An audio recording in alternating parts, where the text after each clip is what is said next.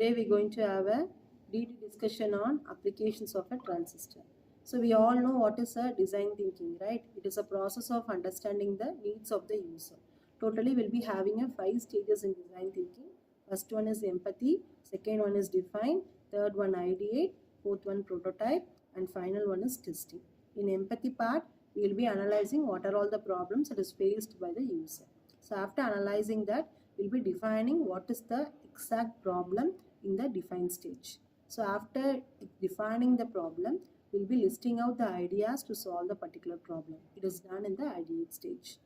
And in the prototype part, based on the ideas, we'll be designing a prototype. And we'll be checking whether the prototype meets the needs of the user under the testing part. If the particular prototype doesn't meet the needs of the user, again we have to start with the define stage. So it is an iterative process. So the stages will be continued until it meets the needs of the customers. Okay. So in today's session, we are going to have a discussion on design thinking approach and applications of a transistor. So after 5 minutes, we can start. So hello everyone, I'm Smaila. As like ma'am said, design thinking is the problem solving approach where we take the problem from the one problem statement and we define it from the users, like taking empathy from them, and then we ideate and then we prototype and test it. If there is any issue, it will we will solve from the prototype and we will again and again make it until the user meets the need. So this is the problem solving technique which is used to define a particular problem. The next part is empathy. In empathy, we take the problem from the user and we analyze what the problem user is actually facing. And in this case, we need a problem which is the transistor. So we take the queries from the users and analyze what the problem they are facing while using the transistor. So the users are engineering students and electronic students. Myself Amita, I am explaining the define part. So what define means finding the actual problem from the list of problems. Here the users are electrical engineers and electronic engineers. So what the problem statement what we found is they need electrical engineers and electronic engineers, they need an efficient way to control high power loads using transistors. In case of a defined part, we will be defining what is the actual problem based on the feedback that is collected from the engineers and students during the empathy part. So through feedback mechanisms or through surveys. So based on that, we require a more efficient transistors for managing the load. Right. And next stage. Good afternoon to everyone. My topic is ideate. Global. The brainstorm creative to always apply transistor to solve the problems.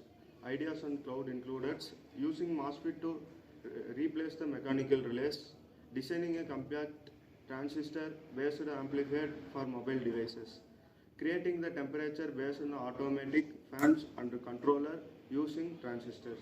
Thank you. So we need to design a transistor.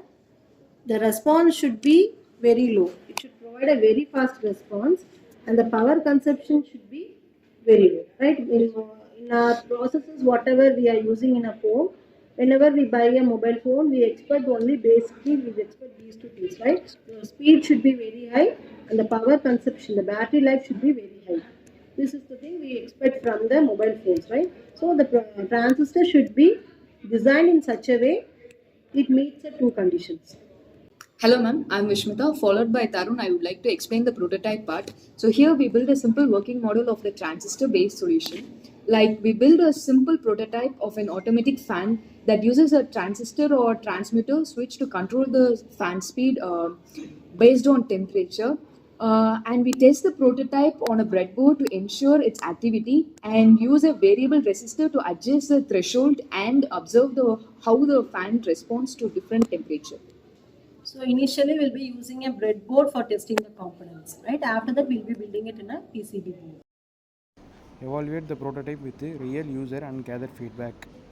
Example, a user-friendly, cost-effective smart fan circuit using a transistor switch that automatically turn on off based on the room temperature. So in nowadays smart fans, we are using remote control for on and off operations, right? And days before we have used switches for operating. So in that circuitry also transistors are employed. So to improve the functionality of our devices, we are using a transistor, and based on the automation part, transistor type will be decided. So we all had a discussion about a design thinking approach on applications of a transistor.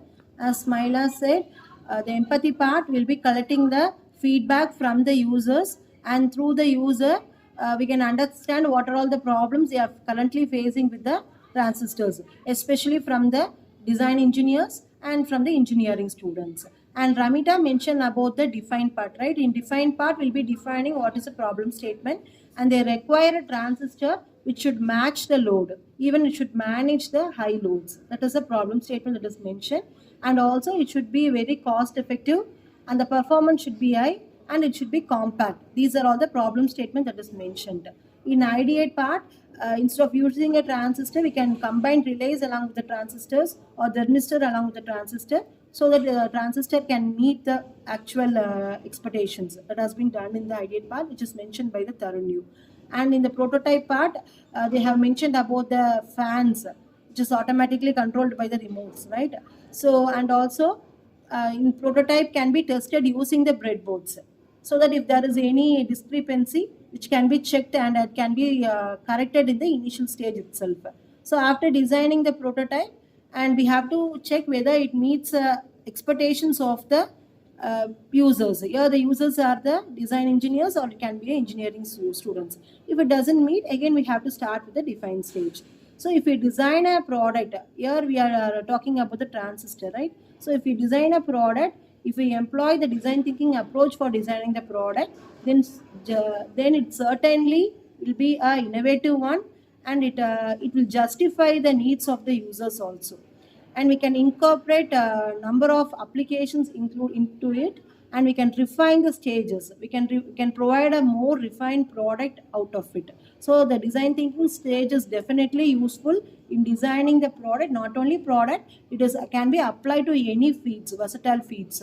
So if we apply design thinking approach, certainly whatever problem we are applying, the problem will be refined, and we'll be getting a better approach. So thank you all for your valuable points. Thank you.